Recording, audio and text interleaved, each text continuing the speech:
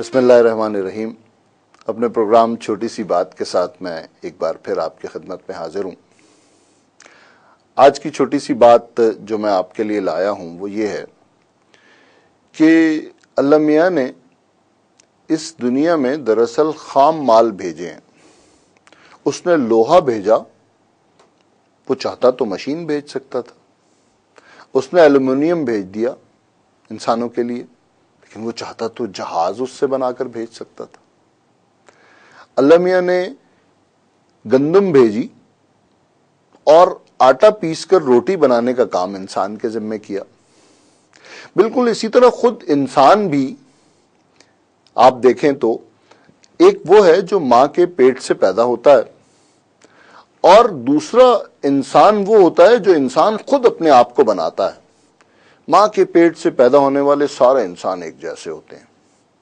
ये अल्लाह मियाँ की तख्लीक है, अल्लाह मियाँ की प्रोडक्ट है जो वो इस दुनिया में भेजता है। इन्हीं में से कुछ लोग होते हैं जो अपने आप को पहचानते हैं, अपनी तवानाइयों और सलाहियतों को एक्सप्लोर करते हैं, तलाश करते हैं, तराशते खराशते हैं, अपनी जिंदगी में आला और अरफा मकासद को अपने सामने टारगेट्स की सूरत में सेट करते हैं और फिर उनको हासिल करने की जद्दोजहद में तन मन धन से लग जाते हैं। ये भी वैसे ही इंसान होते हैं, बिल्कुल उन दूसरे इंसानों जैसे इंसान जो अपने आप को छोटे छोटे मकासद, छोटे छोटे अहदाफ के उसूल में लगा देते हैं, अपनी बहुत कीमती जिंदगी को जाया कर देते हैं। इन दोनों तरह के इंसानों के पास वही 24 घंटे होते हैं, वही हफ्ते के 7 दिन होते हैं, वही साल के 365 दिन होते हैं। अल्लाह ने दोनों को इनायत किए होते हैं। इनमें से एक अपने वक्त, अपनी तवानाई, अपनी सलाहियत, अपने पोटेंशियल्स को एक्सप्लोर करके अपने सामने बड़े मकासद रखकर इसी जिंदगी से बहुत कुछ हासिल कर लेता है, और दूसरा एक नाकाम जिंदगी गुजार कर चला जाता है।